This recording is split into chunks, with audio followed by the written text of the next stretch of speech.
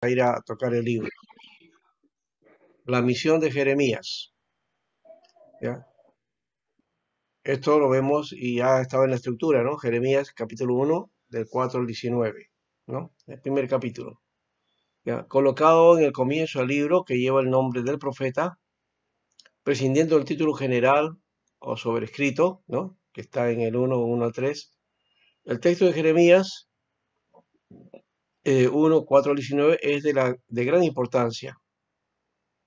Ahí tiene el fundamento del llamamiento del profeta y su misión. Marca el llamado a su ministerio desde muy joven hasta antes de su nacimiento. Esta misión la podemos estudiar del siguiente modo. Vamos a verla. El relato de la misión, del 4 al 10. Los versículos 4 al 10 se abren con la fórmula de introducción que anuncia un acontecimiento de palabra, de hecho. La forma del texto es la de un diálogo entre Dios y Jeremías. La experiencia que aquí se traduce es una experiencia de audición más bien que de visión. A pesar del versículo 9, se observará que el diálogo no se refiere a ninguna situación precisa de lugar y de tiempo y que no señala ninguna ocasión particular, lo cual distingue este texto de los demás relatos proféticos análogos. Isaías 6, que también habla del llamamiento, y Ezequiel 1 al 3. Si seguimos adelante en la comparación con estos relatos, descubrimos que el elemento de visión es central, ¿no? En cada uno de estos relatos, la visión que ellos reciben, ¿no? El llamado de vocación y que la audición de la palabra divina viene solo en segundo lugar, ¿no? Entonces, el llamado, la vocación y esa visión que Dios da como característica, ¿no? Dios se les presenta. Al contrario, el elemento de visión es muy sobrio en Jeremías 1:9 y la palabra de Dios, del versículo 10 del 9 al 10, no hace más que reforzar lo que ya se había dicho en el versículo 5. Por tanto, se puede ver aquí un elemento añadido, lo cual queda confirmado con otra indicación. El versículo 9, donde Dios dice a Jeremías, mira, yo pongo mis palabras en tu boca. ¿Ya? Recuerda lo que se te dice en Deuteronomio 18:18 a propósito del profeta semejante a Moisés, para el que Dios anuncia. Yo pondré mis palabras en su boca. La misión de Jeremías indica que Dios hablará por medio de Jeremías. Dios estará con Jeremías en todo momento. ¿Ya? Que la misión que tiene Jeremías no es cómoda, no es fácil, es muy difícil, pero también tendrá que enfrentarse a las naciones y él será la boca de Dios, ¿no? Es bueno reconocer este aspecto y también aquí en este recuento que se está haciendo con respecto al llamamiento de Isaías, al llamamiento de Ezequiel y en este caso el llamamiento de Jeremías, ¿no? Son los elementos importantes aquí, ese llamado. Y claro, cuando nosotros comparamos el llamado en la tarea pastoral también, el llamado es importante, ¿no? Nadie puede hacer la tarea si no ha sido llamado, ¿no? Ya Hebreos nos menciona eso, ¿no? De ese llamamiento para el cual uno tiene que ser digno. Pero ese llamado tiene ciertas características, como aquí se está mencionando, ¿no? Dios poniendo las palabras, sus palabras en boca de Jeremías. Dice aquí en el versículo 4, vino pues palabra de Jehová a mí, diciendo, antes que te formase en el vientre te conocí y antes que naciese te santifiqué, te di por profeta a las naciones. Es Dios que lo establece como profeta a las naciones y lo hace hasta antes de que él naciera, dice. La respuesta de Jeremías, por el cual algunos dicen que era un niño o un joven, dice, Señor Jehová, he aquí que no sé hablar porque soy un niño. Y me dijo el Señor, no digas soy un niño porque a todo lo que te envíe irás tú y dirás todo lo que te mande. ¿No? No temas, estaré delante, no temas delante de ellos porque estaré contigo para ayudarte, dice el Señor. Y extendió Jehová su mano y tocó mi boca y me dijo, Jehová, he aquí he puesto mis palabras en tu boca. Esa es la visión, ¿no? Entonces el llamado Dios ya lo estableció desde antes, ¿ya? Y lo único que le indica es que Él estará con él y sus palabras estarán en la boca de Jeremías. Luego está la primera visión acá, Jeremías 11 al 12. El sentido de la visión consiste en recordar a los olvidadizos que Dios está atento a su palabra para cumplirla. Por tanto, no es solo la forma de introducción la que evoca la palabra divina, sino también el sentido mismo de la visión. La palabra de Dios confiada al profeta es una palabra eficaz, ya que Dios vela por su cumplimiento. Lo que Dios dice se cumple totalmente. La segunda visión, está en el 13 al 16, la visión de la olla hirviendo anuncia el juicio que se va a abatir sobre el pueblo. La desgracia viene del norte, de donde surgen las invasiones que ponen en peligro la existencia misma de Judá y Jerusalén, ¿no? Así fue Asiria y Babilonia, venían del norte. En un estilo deuteronómico, el versículo 16 indica que las razones de esta conclusión es la idolatría de los habitantes. Justifica el castigo que se acerca. Esta visión es de el profeta que debe mantenerse firme y que el castigo vendrá. Aquí cuando se habla de la idolatría, de paso, no es una aplicación solamente religiosa, como a veces atribuimos ahora con las imágenes y otras cosas ahí. No, esa no es el sentido. Hay un sentido mucho más profundo del asunto. La idolatría está hablando aquí con la dedicación a otros dioses, ¿ya?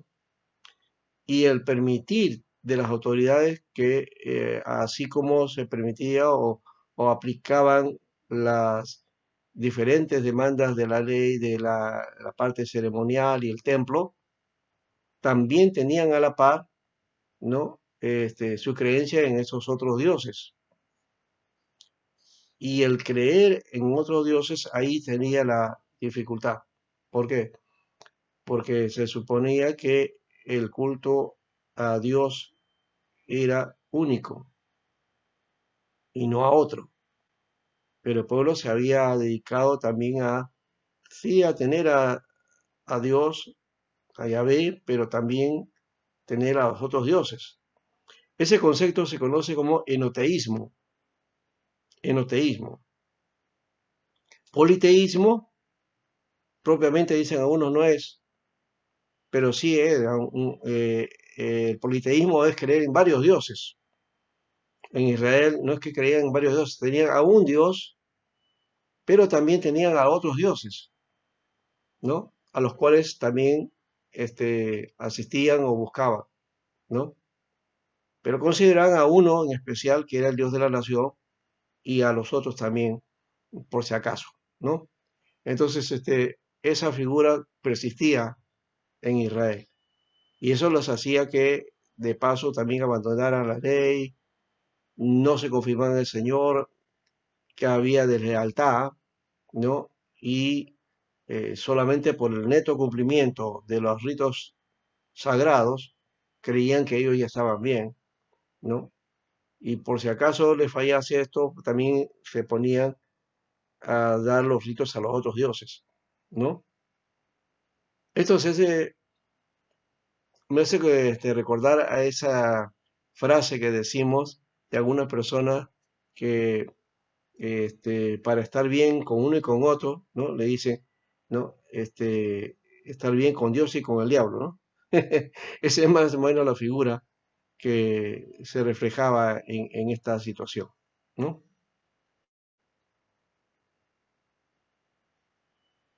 Eso es en cuanto al pueblo, ¿no? Ya. Ahora, la predicación de Jeremías, del capítulo 2 al 20.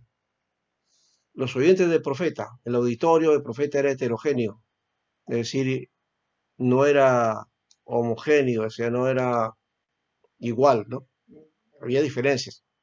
La lectura de Jeremías 2 constituye una experiencia significativa. Dios le dice al profeta, ve y grita que lo oiga Jerusalén. Pero la profecía que sigue se dirige a Israel. Tenemos acá el reino del norte ya destruido y al reino del sur que todavía no había sido destruido, ¿no? Entonces hay que ver también ese aspecto, ¿no? Dice, que lo oiga Jerusalén, pero la profecía iba para el norte, ¿no? Para Israel. La denuncia del pecado. La denuncia del pecado se revela como la preocupación más honda del profeta. El tema aparece constantemente, sin caer en la monotonía, ya que se ve ilustrado por una serie de imágenes sucesivas. Apenas acaba de evocarse una imagen cuando surge otra para dejarle sitio. Jeremías 2, 20 al 28. Es una experiencia que podría repetirse en otros pasajes, ¿no? Ustedes saben en Jeremías, entonces, el capítulo 2, especialmente solamente para mirarlo así rápidamente, dice, porque desde muy atrás rompiste tu yugo y tus ataduras y dijiste, no serviré. Con todo eso, sobre todo collado alto y debajo de todo árbol frondoso, te echabas como ramera, te planté de diques cogidos, simiente verdadera toda ella, como pues te has vuelto sarmiento de viga extraña.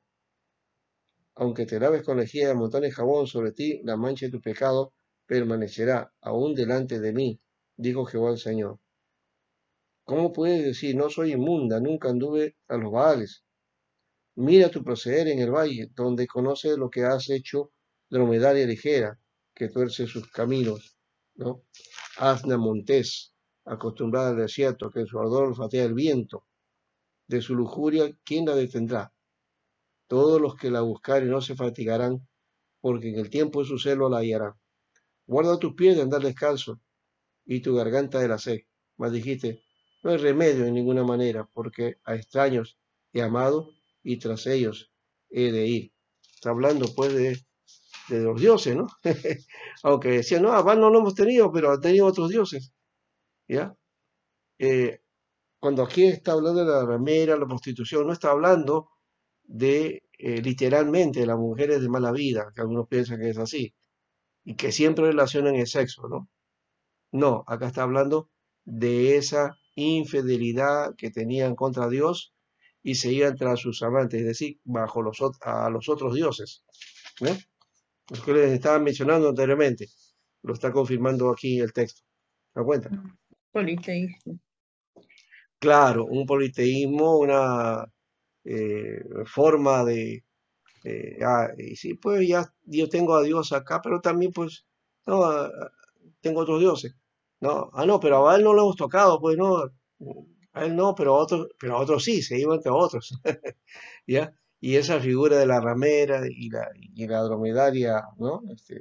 Ligera y la asna montés, son figuras bien terribles, ¿ah? ¿No? O sea, esa locura que tenían, ¿no? O sea, se iban sobre para con sus amantes, ¿no?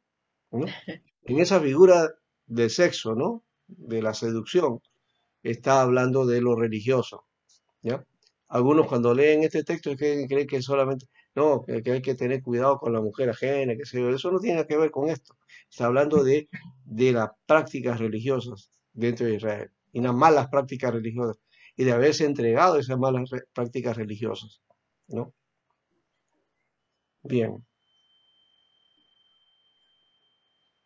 ahora, siguiendo esto, el pesimismo antropológico, defensor de las derechas de Dios. Jeremías mira con pesimismo la capacidad del hombre para servir a Dios con fidelidad.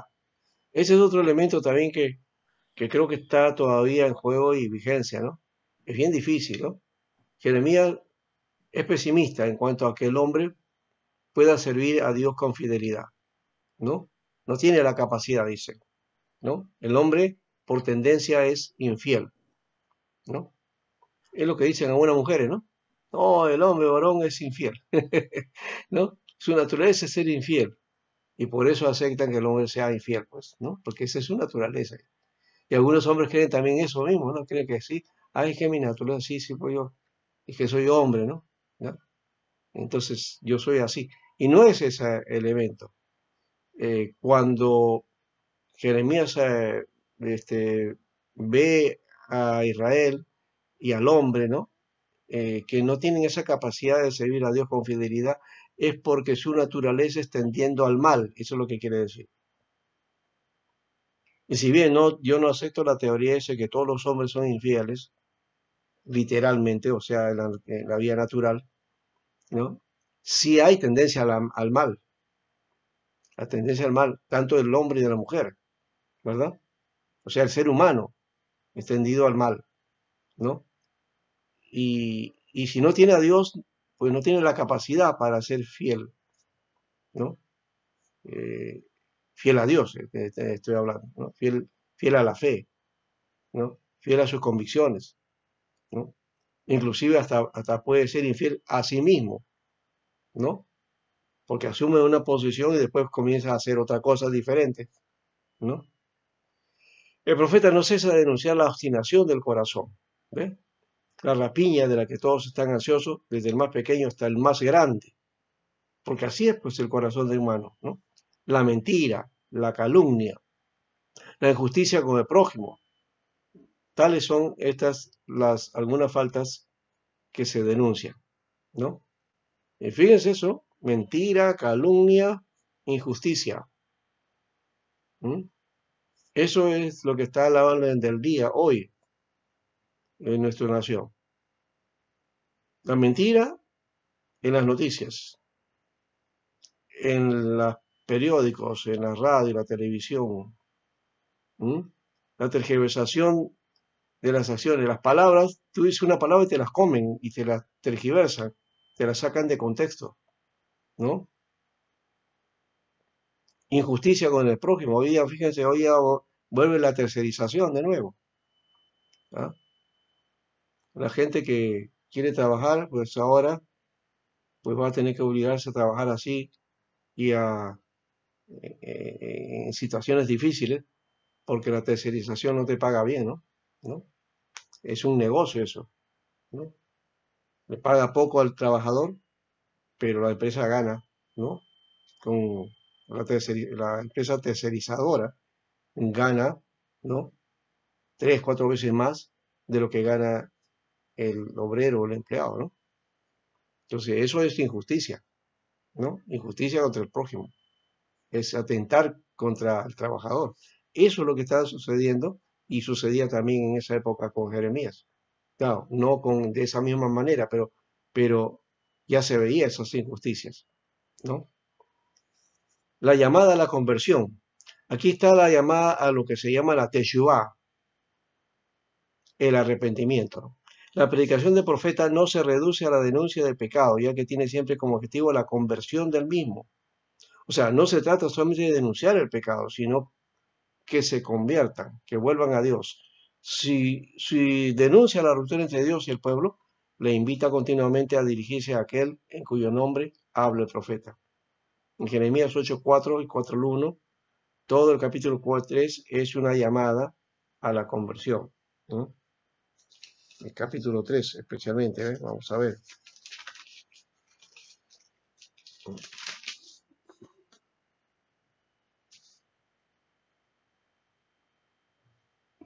Miren más o menos lo que dice acá. Dicen, si alguno dejara a su mujer y yéndose está de él, se juntare a otro hombre, ¿volverá a ella más?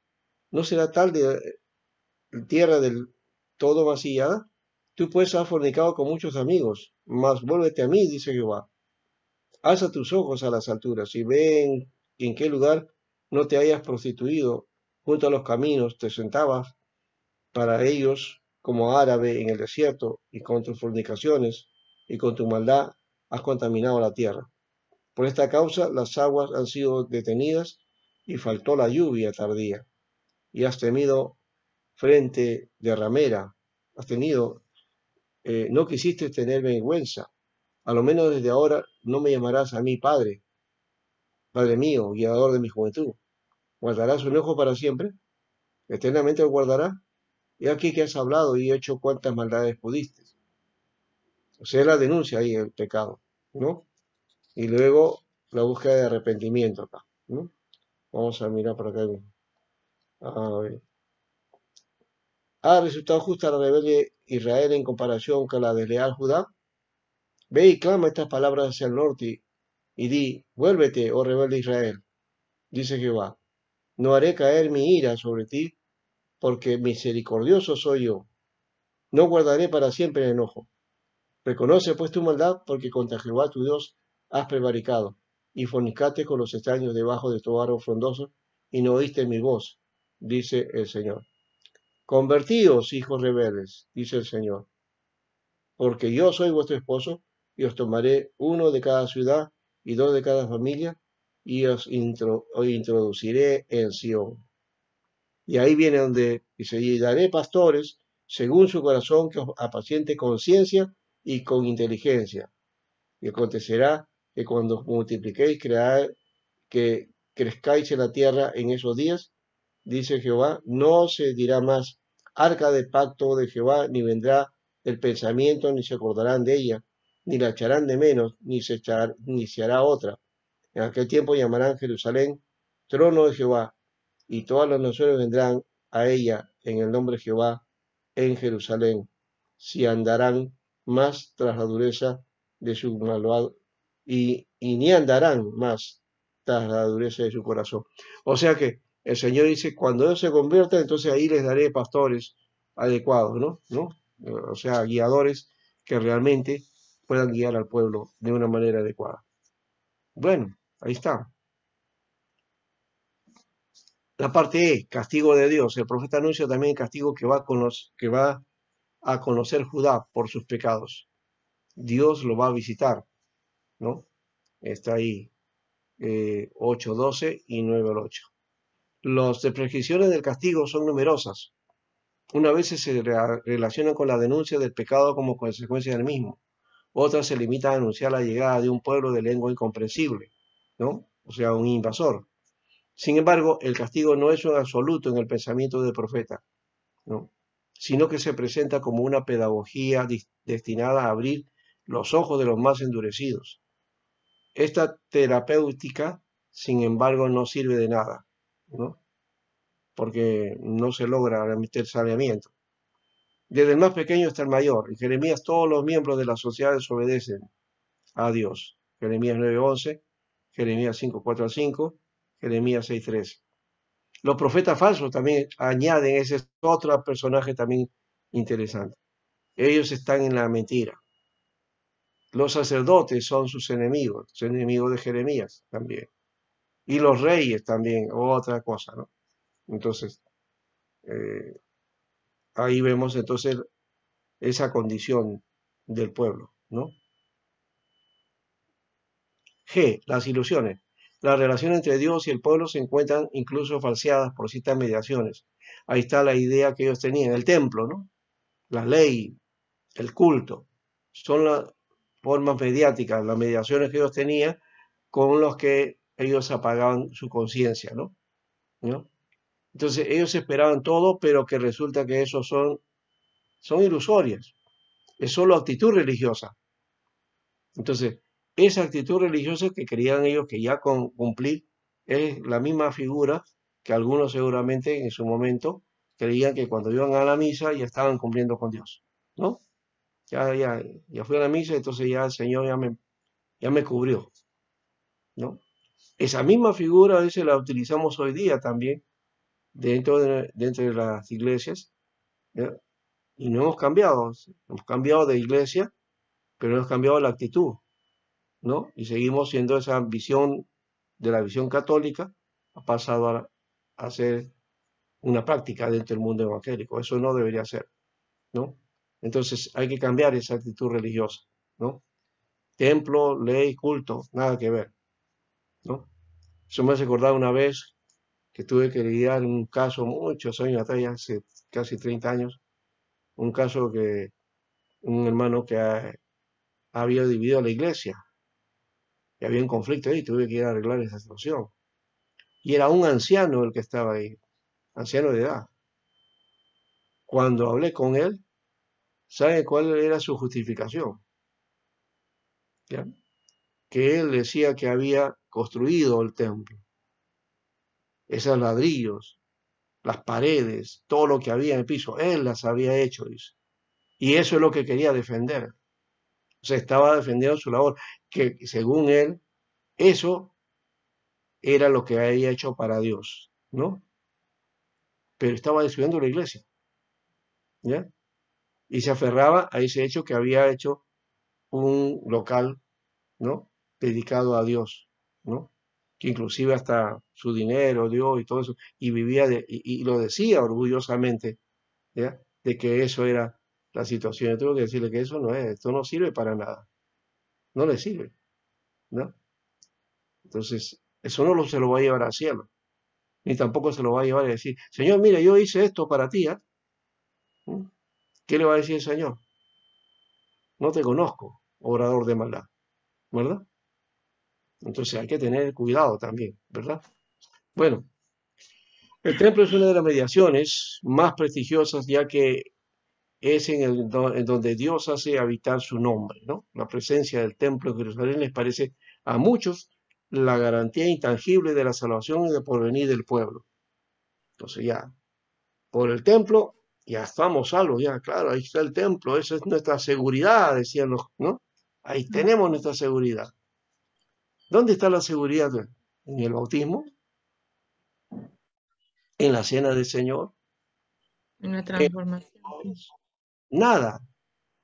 Nuestra seguridad debe estar en Él y en Mm. buscarlo a Él, ¿no? Eh, Muy bien. Y eso lo vemos en Pastor, Jeremías eso, 6:20 y también confrontar con Oseas 6:20. Oseas pastor, de una paso consulta. también habla la figura del esposo, ¿no? Y la mujer que le es infiel, ¿no? Israel siempre tiene esa figura de la mujer infiel, ¿no?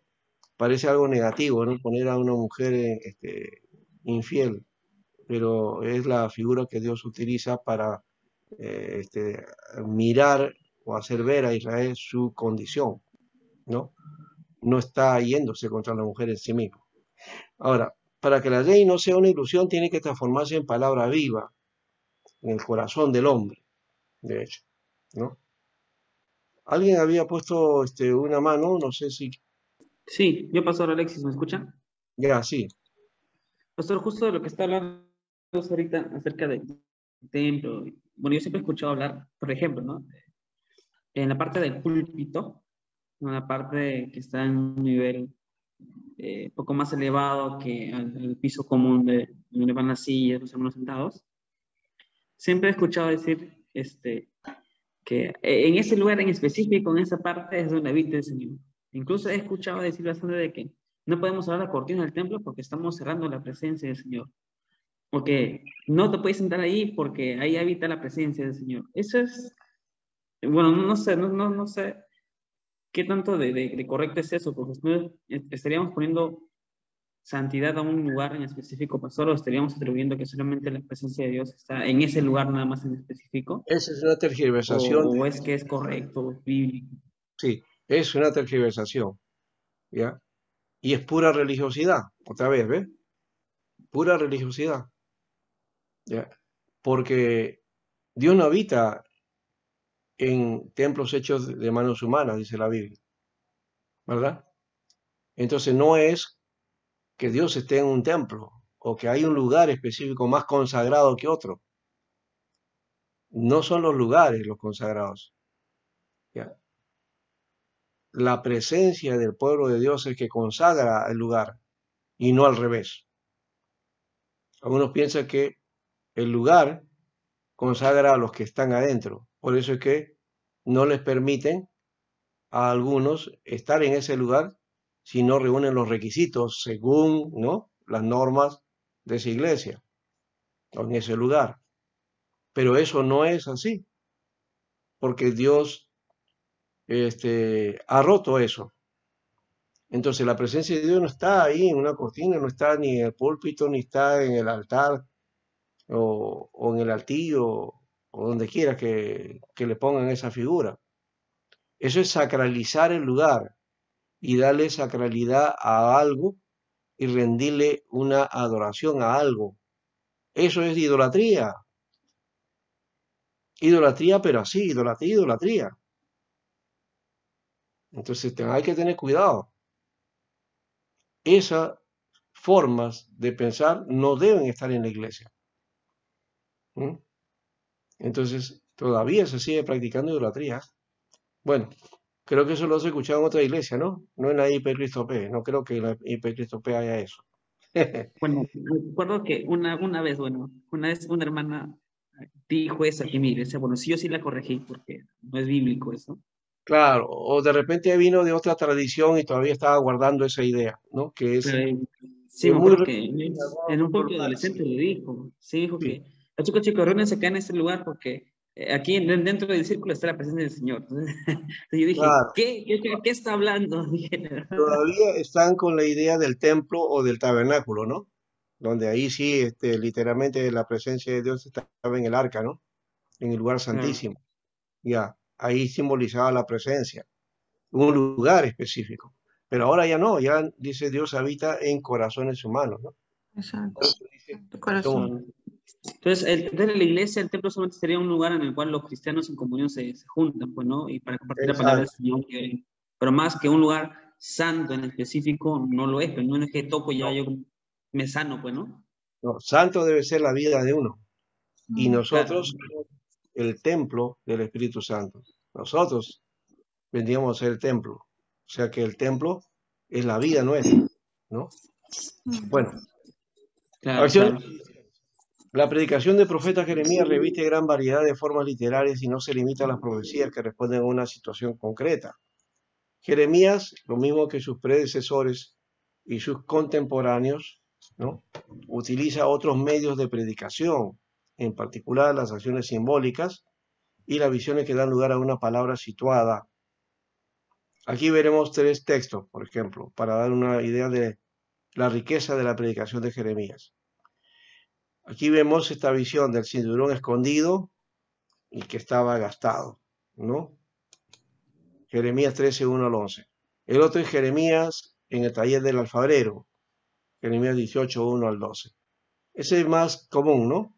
La del alfabrero y cómo va haciendo del barro una vasija, ¿no?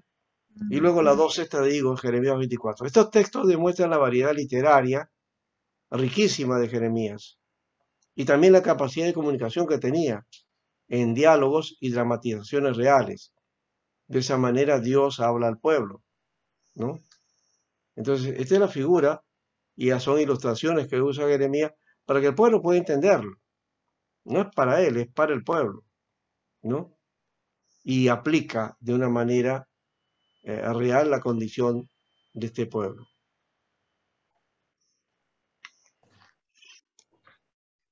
El punto 4 son las confesiones de Jeremías. Bajo el título de confesiones, los comentaristas del libro de Jeremías han tomado la costumbre de agrupar varios textos que representan la oración del profeta delante de Dios, de forma poética.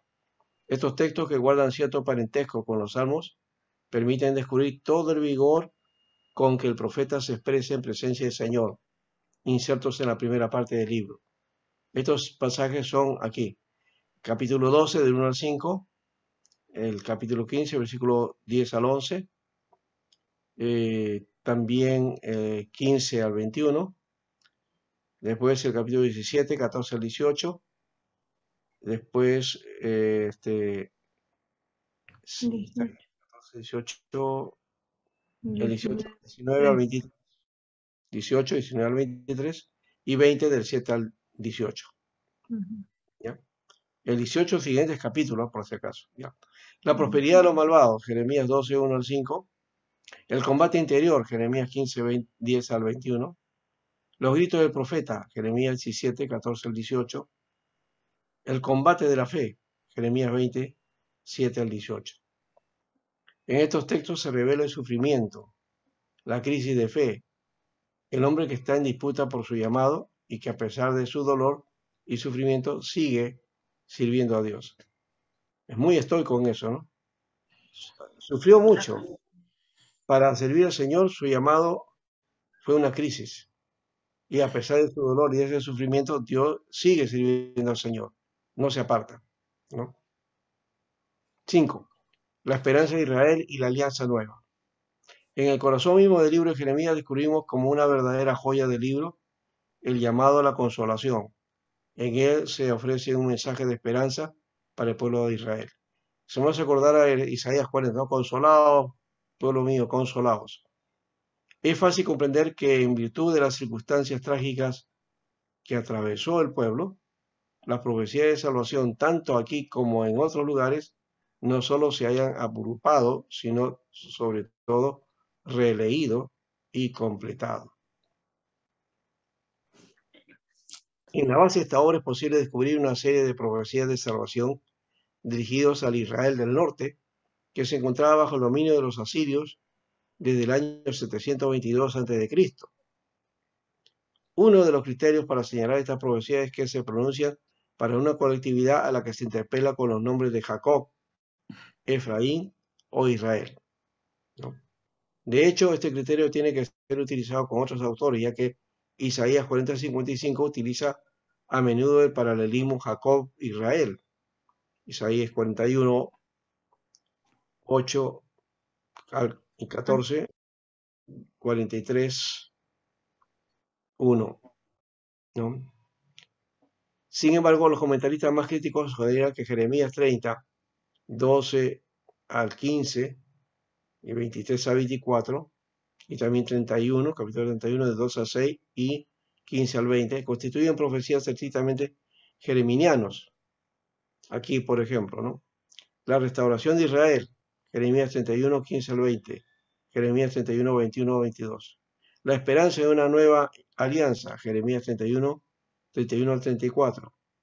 La esperanza de retorno, Jeremías 30, 10 al 11, Jeremías 31, 7 al 9. Recuerden el retorno de los 70 años, ¿no? Jeremías marca eso, ¿no? Todo es posible, todo es posible en un porvenir, Jeremías 32. O sea, hacia el mañana, hacia el futuro, es posible. Y la restauración de Jerusalén, Jeremías 33, ¿no? Ahora, para ir cerrando esta parte, la Vía Crucis de Profeta, en el conjunto formado por Jeremías 26 al 45, el lector se encuentra con una serie de relatos dispuestos, sin orden cronológico. Si dejamos aparte Jeremías 30 al 33, que corta este conjunto de dos partes, lo cual resulta ya desconcertante, el lector puede sentir la tentación de establecer un orden cronológico a partir de las indicaciones que nos ofrece las instrucciones de cada relato. Aquí los relatos son el profeta ante tribunal, Jeremías 26, la hostilidad de los profetas, Jeremías 27, de los otros profetas, ¿no?, que eran falsos, el altercado con el profeta Ananías, Jeremías 28, la carta a los desterrados, Jeremías 29, la obediencia a la palabra, Jeremías 34, los recabitas o la fidelidad a la palabra, Jeremías 35, el rollo quemado por el rey, Jeremías 36, Jeremías encarcelado, Jeremías 37, se pide la muerte para Jeremías, Jeremías 38, la liberación de Jeremías, capítulo 39, el asesinato de Godolías, Jeremías 40, sea 41, más el 18, ¿no? Pero la marcha para Egipto, o la última desobediencia, 42, 43, 7. Profecías contra las naciones. Según una práctica que encontramos también en otras colecciones proféticas, el libro de Jeremías nos ofrece una serie impresionante de profecías contra las naciones. Eso está en el capítulo 46 al 51. En esta parte podemos verificar que el profeta conocía su entorno local, provincial e internacional. Todos los profetas, de paso, conocían todo el contexto de su época. Estaban al tanto de todas las situaciones, tanto social, político, económico, religioso, que vivían las naciones, los acuerdos que habían, los pactos que se hacían entre ellos, ¿no?, las formas de gobierno, todo eso los conocían estos profetas. O sea, no solamente estaban mirando espiritualmente las cosas, ¿no? No, estaban mirando en la realidad. Y a partir de ahí salía el mensaje de Dios y les hablaba, ¿no? Ahora, aquí vemos, por ejemplo, la copa de aguardiente, Jeremías 25, 15, 38. Es una visión también interesante. Las profecías, una lectura geográfica. Luego una lectura histórica, una lectura religiosa. Luego las palabras de salvación para las naciones, ¿no? Y también los inicios de la misión centrífuga, que es decir, ir a todos los lugares, ¿no? Bueno, hasta ahí estaba más o menos la figura de Jeremías con respecto a, a esto que hemos mencionado, solamente trabajar en todo caso el libro de una manera especial, porque Jeremías es un profeta que si bien algunos diríamos que no tiene el rango de Isaías, pero me parece que sí, están en las mismas condiciones. Inclusive pasa al tiempo, a las generaciones, a ser un profeta muy reconocido dentro de Israel, ¿no? Si bien en su momento no fue conocido, no fue de interés, pero pasado el tiempo reconocieron que todo lo que estaba diciendo era una realidad y así es, pues, ¿no? O sea, a nadie le gusta que le digan sus verdades, ¿no? A Mm. Israel tampoco. Por eso es que se fueron contra él, ¿no? Mm. Sí. Pero en fin, así es la vida, ¿no? Hay que proteger eso y reconocer, ¿no? Es de valientes reconocer nuestros errores, nuestras fallas y nuestros pecados, para que nos podamos corregir, porque si no lo hacemos y solamente nos volvemos orgullosos, entonces ahí no vamos a progresar nunca, no vamos a salir nunca de esa condición, ¿no? Y uno de los pecados bien ocultos, bien sutiles, que no están a la vista aparentemente, ¿ya? Y que ni nos damos cuenta que es pecado, es el orgullo espiritual. Estar orgulloso de la condición, de las cosas que Dios ha hecho con nosotros. Y ese orgullo nos mata, porque no somos privilegiados de parte de Dios. Ya creo que lo mencioné en algún momento, ¿no? Eso de creernos las niñas de los ojos de Dios. mm, Nada que ver con eso, ¿no? Hay que vernos como siervos, pero también hay que vernos como esclavos y como pecadores, y que si no fuera por la gracia de Dios, pues no podíamos, ¿no? Me hace acordar a una alabanza antigua que decíamos, no a nosotros, oh Jehová, Ah, Jehová. sino a tu nombre sea la gloria, ¿no? Muchas veces queremos llevarnos la gloria a nosotros, Mm. ¿no? Pero no Mm. puedes, la gloria no nos pertenece, es de Mm. Dios, ¿no? Por eso ahí está la lucha, ¿no? Irá el barro, ¿no? ¿No? El vaso del barro, al alfarero. ¿Por qué me hiciste así? Oye, no, yo quiero que me hagas de esta manera. No, tenemos que someternos al alfarero, ¿no? Y eso va a doler. Muy bien, abro la discusión, a ver cómo hay y cómo la ven. Pastor, pastor, Habla. sí, pastor, Jeremías también tiene una profecía mesiánica, ¿ah? Sí, Está en Jeremías 33:15. a ver, dime, léela. Dice, en aquellos días y en aquel tiempo haré brotar para David un retoño de justicia que practicará el derecho y la justicia en la tierra. Ajá. Fíjate que cuando está hablando de la Tierra, eso no está hablando de la Tierra, el planeta, sino esa Tierra tiene que ver Con el con, planeta, no, con el mundo, las personas. no, con Judá, con Israel, ¿no? La Tierra para ellos era su lugar, ¿no? Donde estaba el templo, Jerusalén, esa es la Tierra, ¿ya? No había una visión de todo el mundo, ¿no? Sino que a partir de Israel se iba a generar todo eso. Entonces, sí, hay una promesa en ese aspecto, de hecho que sí, ¿ya? Pero ese retoño puede ser los que vienen de la cautividad, y podría ser también Zorobabel, y también puede ser Josué y otros más, ¿no? Que tenían que integrar el asunto, aunque ahí habla del retoño de David, ¿no? O sea, de la línea de David. De hecho que sí, Jesús cumple en eso. Muy bien, gracias por esa perspectiva. Y también está a los 70 años, ¿no? De la cautividad, ¿no? Jeremías lo menciona, ¿no? Uy, sí. A ver, el texto que quien lo busque, le doy su nota. Ajá. O quien lo encuentre primero. De paso, los demás no los he escuchado nunca. Leila, ¿quién más? O David. Pastor, Sí. Ya por ahí ya su nota.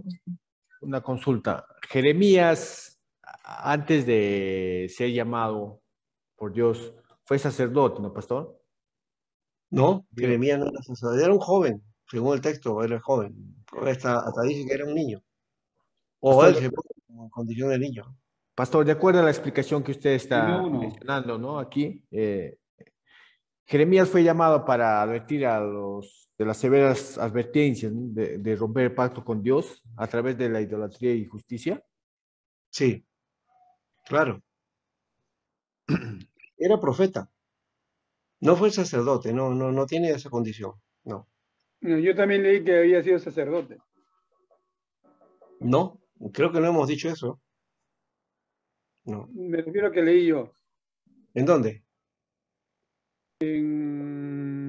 O escuché en Biblia Project. Un poco raro, no veo eso a Jeremías como sacerdote, no. No tenía esa función.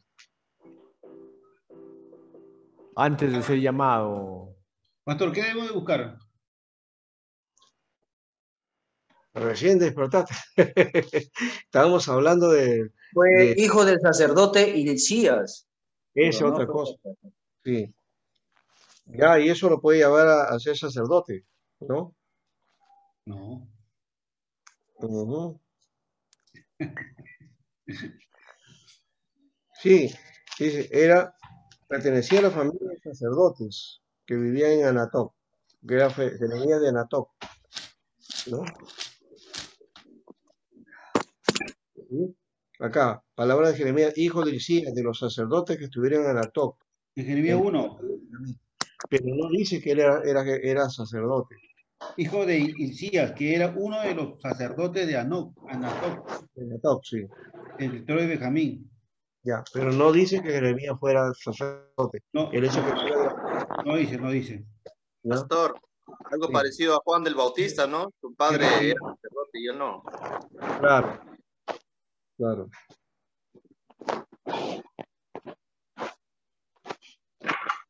Pastor, esos 70 años que estuvieron cautivos, ¿eran por cada año que habían desobedecido del año, ¿cómo se puede decir?, de descanso de la tierra? Ni lo toman. A mí ni me han llevado. Necesariamente tiene que ver con eso. Tampoco es literal los 70 años, o sea, pudo haber sido menos. Por lo menos Topé de números, ya no doy. Ya entregué todos los fines de mes. dentro de la historia parece que ¿Ah? fue menos de 70 años, pero la idea en esa época era redondear los números, y por eso habla de 70, ¿no? Sí, no es literal. Ya, ¿encontraste ese texto?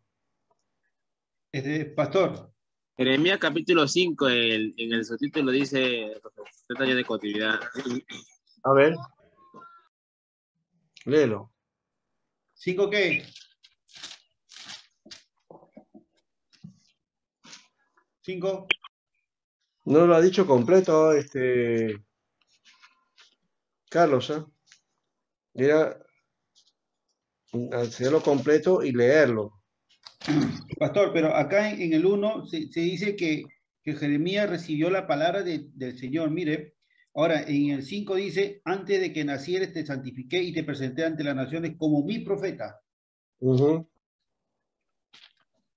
Claro, O sea, de frente no ha sido nada, pero sí, el Señor lo escogió como su profeta. O sea, se fue de frente, no ha sido sacerdote, no ha sido nada, pero ha sido profeta ya. O sea, el Señor lo eligió como profeta. claro, eso es lo que le está diciendo en la visión. Y ahí es donde Jeremías dice, no, pero yo no sé, yo soy un niño, no sé nada, Exacto. ¿ya?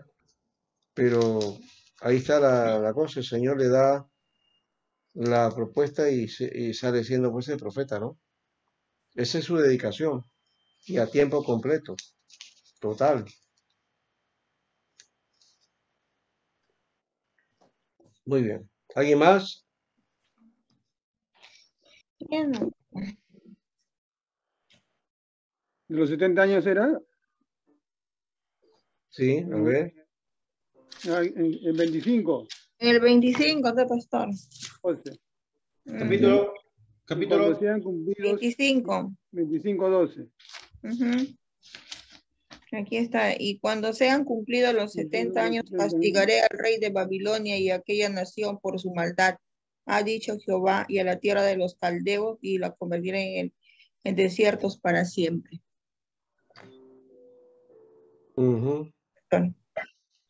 Muy bien, entonces. ¿70 años de desolación? Casi todo el 25 hablo al respecto. Eso es entonces profecía de la cautividad y el tiempo que van a estar, ¿no? Que van a estar dentro ahí de 70 en el cautiverio, 70 años. Ujú. Y también en el 29:10. Porque así dijo Jehová, cuando en Babilonia se cumplan los 70 años, yo os visitaré y despertaré sobre vosotros mi buena palabra para haceros volver a este lugar. Claro, viene el despertamiento del pueblo, ¿no? Un reavivar. Ujú. Y esta es la carta a los cautivos que está haciendo recordar esa profecía de que van a volver, ¿no?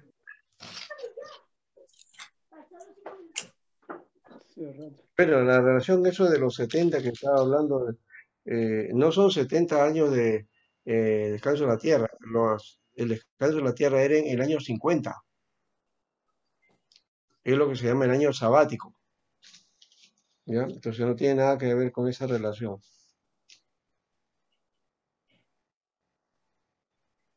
No sé de dónde sacaste eso de 70 años de descanso de la tierra.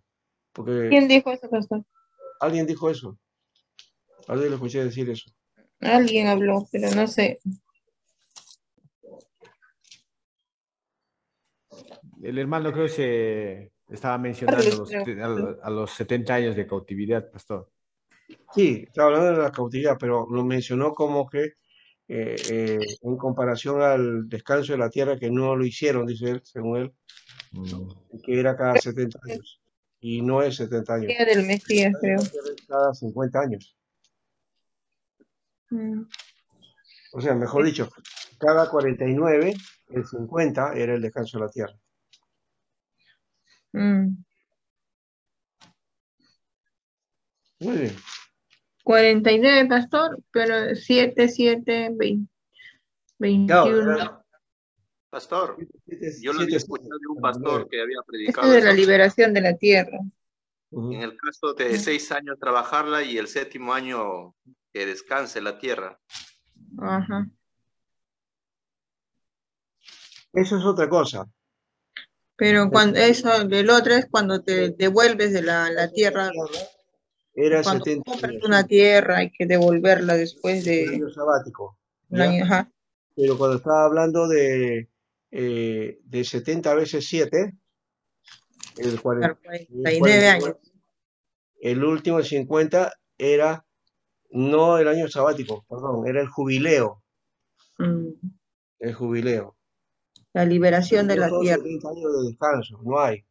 Es 7 años, ¿no? Cada 7 años, ¿no? Año sabático. Hay que dejar, dice, que descanse en la tierra. Entonces no son 70, no tienen nada que ver con los 70.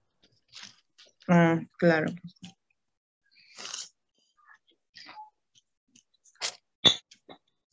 ¿Ve? Parece ser un número simbólico, pues el dominio de los babilonios duró menos tiempo. Duró del 597 al 538. A ver si pueden restar eso. 597 al 538. A ver. No va a salir 70. Puede entenderse como un periodo de tiempo completo, ¿no? El tiempo de vida de una persona, o incluso el periodo de 2 generaciones. 59. Casi 60, ¿no? Sí. Sí. Y fue el retorno en dos momentos también.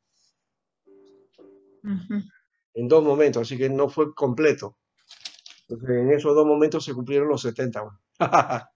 Claro, ¿No? primero con Zorobabel y luego de ahí con, ¿cómo se llama? ¿Cómo se llama este profeta también? Estaba Nehemías. Con Nehemías, claro, claro. Entonces, muy bien. Todo eso es...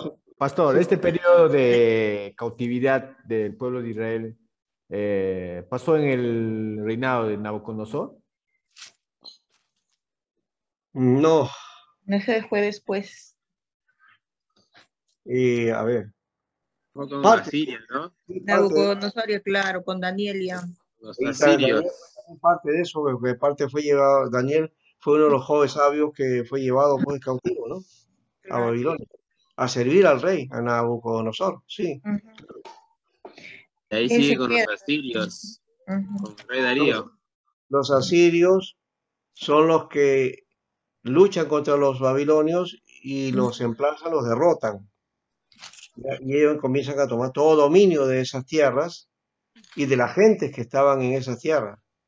Entonces, todos esos pueblos que estaban ahí cautivos de los babilonios, los persas, el rey persa Darío, manda a liberar a todos, que se vayan a sus tierras, cada uno a construir de nuevo su tierra, ¿no? En ese plazo pasa Israel también, ¿no? Se vuelven todos, ¿no? ¿Ya? Claro, hay una diferencia especial para Israel, pero fueron todos los pueblos que estaban esclavizados o estaban cautivos. Los babilonios se los habían llevado, porque los babilonios no se llevaron solamente a los judíos, se llevaron a todas las naciones que pudieran llevar o invadir, ¿no? Pero los llevaron como esclavos, ¿ya? Los persas le dan la oportunidad a aquellos que habían apoyado, ¿no?, las luchas de los persas La contra lucha de los persas. Sí, eso fue. ¿Ya? Y los judíos que estaban allá hicieron ese apoyo, bueno. Por esa diferencia los libera. Bueno, entonces tenemos ahí una connotación interesante, ¿no? Jeremías está para darnos, es un mensaje tremendo, o sea, es un hombre de Dios, tiene todas las condiciones, su vida triste, nunca se casó, ¿no? Sirvió al Señor así, ¿ya? Y es una muestra ahí de que se puede servir al Señor en la Bien, lo que te soltería. vieron. ¿Ah? ¿Vieron, hijo? Ah, ya. Carlitos. Pensé que estabas hablando, dependiendo de tu hijo. Ya. Yo pensé que estaba hablando de Nerón, pastor. Sí, pues, no, o parecía Nerón. Sí, claro, parecía Nerón, pero era el biberón. Ah, ya. Bueno, Jeremías, como le digo, es un profeta trascendental en Israel, ¿no? Que va a marcar,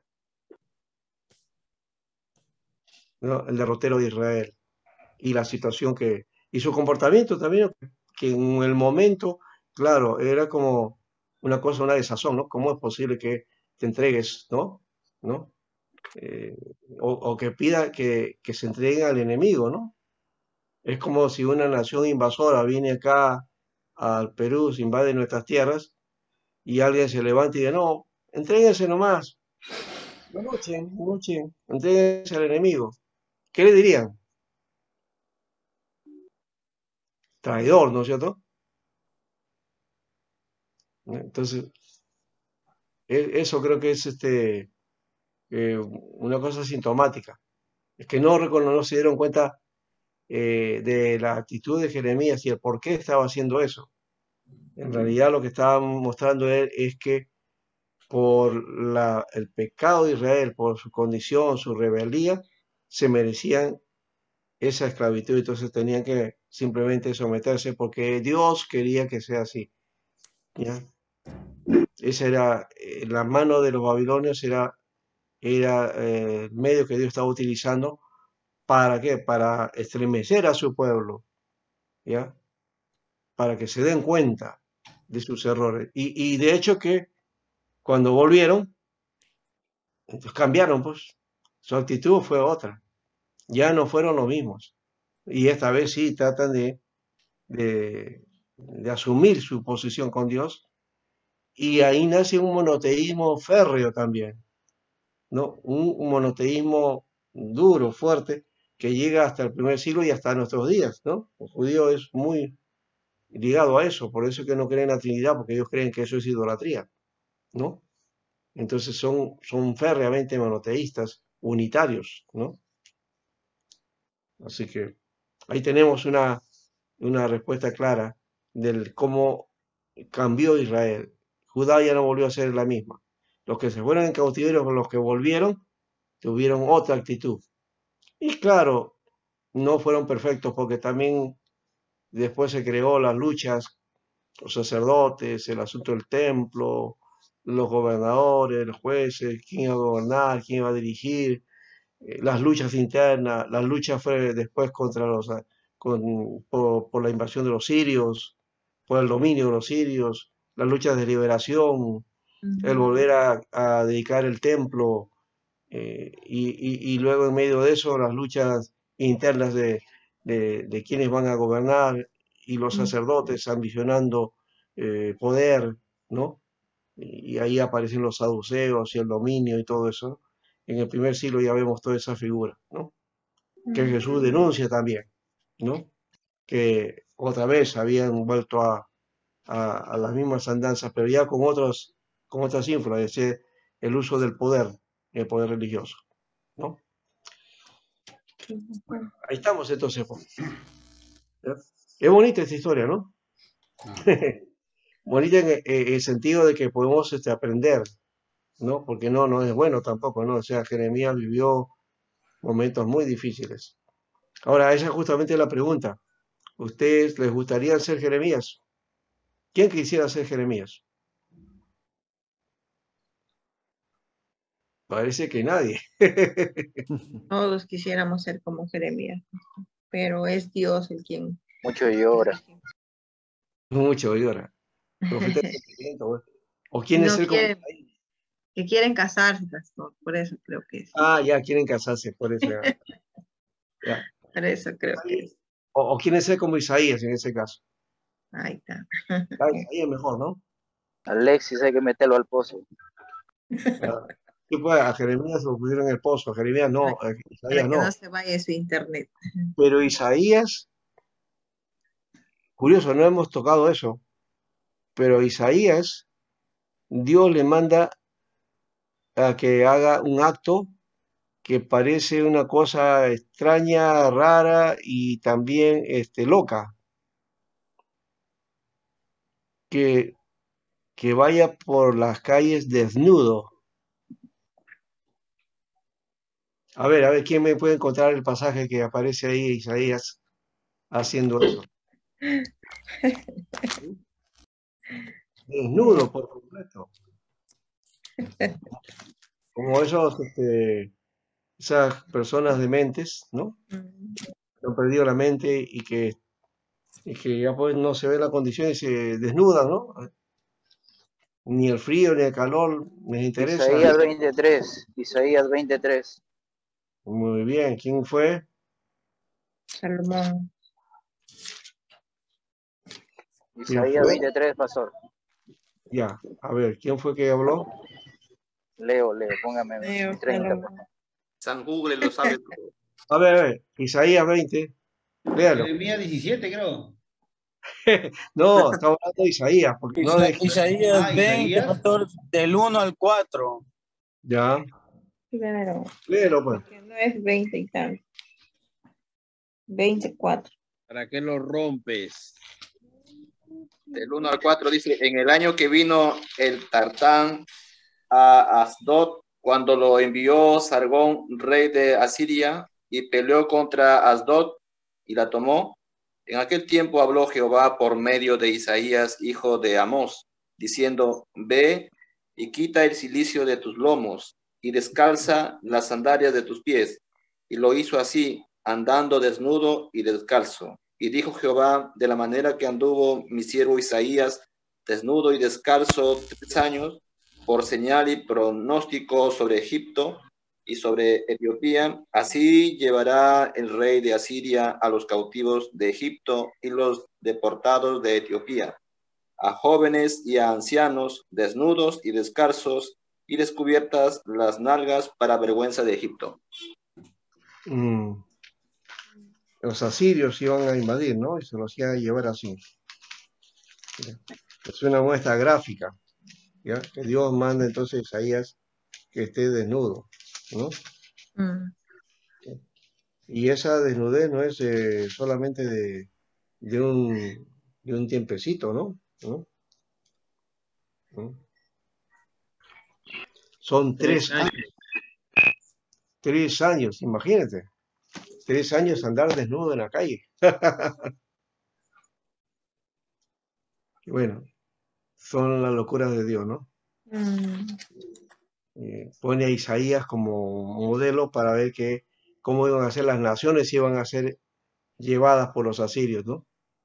O sea, está hablando de como digamos, la vergüenza, ¿no? Que iban a pasar estas naciones, ¿no? Sí. Muy bien, gracias entonces por el tiempo. Ahora vamos a ya cerrar esto. La próxima semana vamos a hablar de Ezequiel. ¿Qué dijo Pancho López? Ya miré, ¿qué cosa es eso?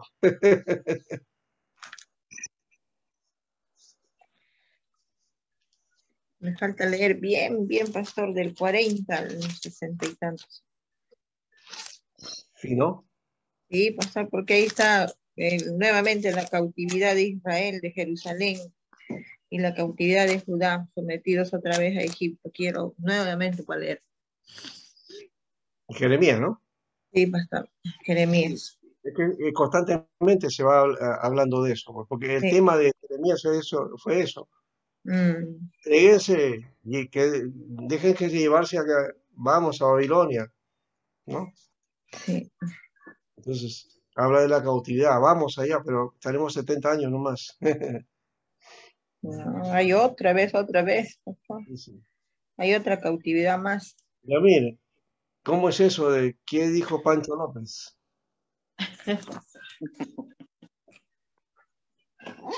No sé qué tiene que ver Pancho López acá. Gracias, Señor. Gracias, Padre. Bueno, Jeremías, Isaías, Ezequiel ahora. Ya vamos a mirar eso la próxima semana. Otro profeta también interesante, un profeta visionario, ¿no? Doctor. Sí. Jeremías murió apedreado, ¿no? Jeremías.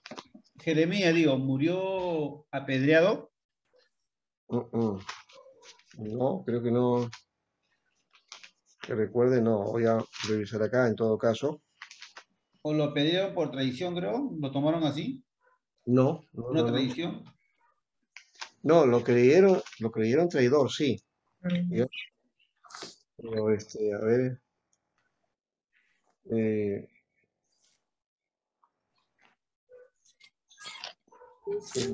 No dice, no tengo acá el dato.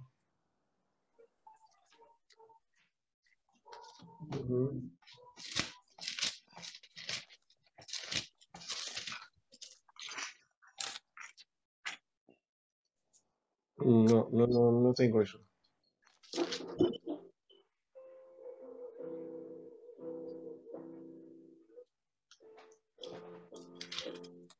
Podría ser que esa figura, pero se ve que cuando va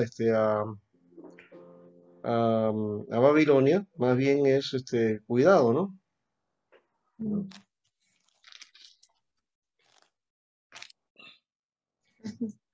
Y los babilonios lo cuidan. ¿Sí? A pesar de que sí, cierto que atentaron contra su vida, ¿no? Querían matarlo a Jeremías. El pueblo de Israel. Sí. Para los reyes, para los sacerdotes era una voz incómoda, pues, ¿no? Claro, y ya Joaquín es el que le da un sitio especial en Babilonia. Sí, así es. Bueno, lo otro no lo tengo en todo caso, pero que sufrió, sufrió, ¿no? Pero finalmente tuvo las recompensas ahí en Babilonia, ¿no?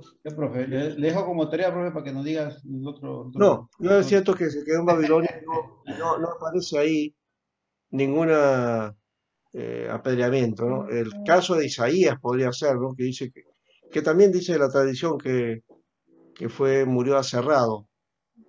Es lo que la tradición dice, no hay una seguridad, ¿no? Pero Jeremías dice, pastor, al final, continuamente se le daba una ración de parte del rey de Babilonia, o sea, ahí fue reconocido, cada día durante todos los días de su vida hasta el día de su muerte. O Claro. sea, se quedó en Babilonia. Sí, se quedó en Babilonia, pues. O sea, por eso digo, los babilonios no lo iban a apedrear, más bien lo estaban felicitando. Claro, ahí tuvo una muerte digna. Los judíos, los que no lo querían, y ellos estando ahí sí peligraba y podían haberlo matado, sí. Muy bien, entonces ya sabemos ahí, murió ya en Babilonia ahí, de muerte simplemente, ¿no? Murió. Hay otros profetas que sí fueron apedreados, de hecho que sí. La muerte natural. Ajá. Bueno, vamos entonces a despedirnos. Hoy día ha sido Jeremías el protagonista central, ¿no?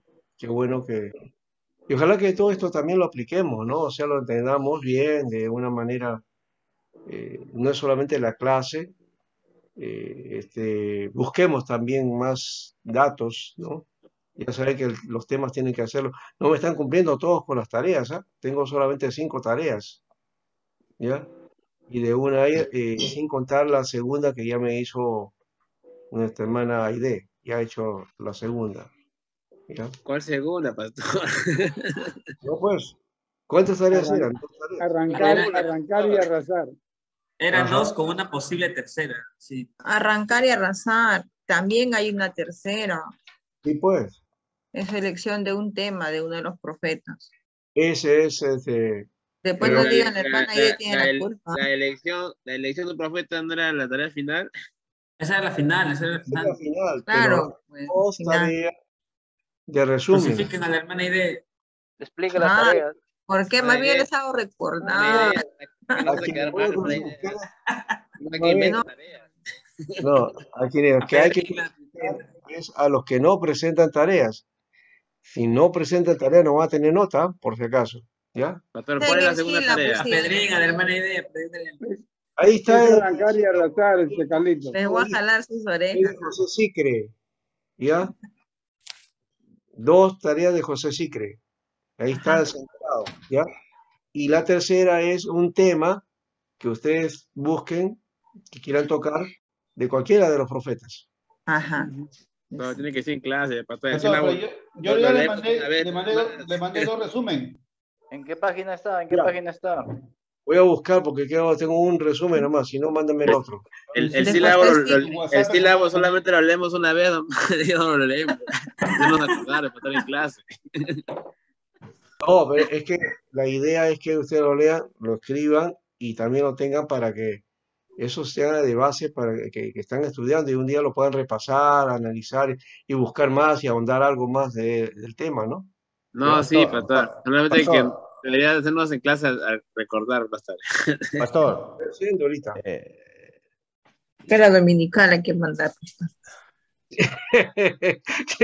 Ahí se hermana, qué mala es. Es que pastor cada rato sílabo. Ahí está en el sílabo. La explicación de la tarea está en el primer video porque la verdad no está contando. Está en el sílabo. En el sílabo está. O sea, la tenemos que leer. En la parte última del sílabo. Sí, ahí está qué cosas tenemos que leer y de qué página a qué página tenemos que leer y sacar nuestro resumen. Exacto, todo eso está ahí. Lo que sí es añadido, es el tema que tenemos que sacar de uno de los profetas. La tarea, eso sí, ya lo he dado a ustedes como tarea final. ¿Ya? Listo. Bueno, entonces ahora sí ya está aclarado y la próxima semana sí, voy a insistir igual, insistir hasta el final. ¿Ya? Ya, pastor. Oración, pastor, oración. Ya, que te envíe, por favor. La hermana que nos sentenció, pues. Mano, Vamos a secretario. jalar las orejas, Alexis, ahora sí. Ah, ya, pastor, ¿verdad? Yo le mandé su correo, ¿lo revisó? ¿Le llegó? Sí, sí, me llegó el tuyo. De César también me llegó, pero tengo uno nomás. Bueno, ya. Hasta la próxima semana. Bendiciones.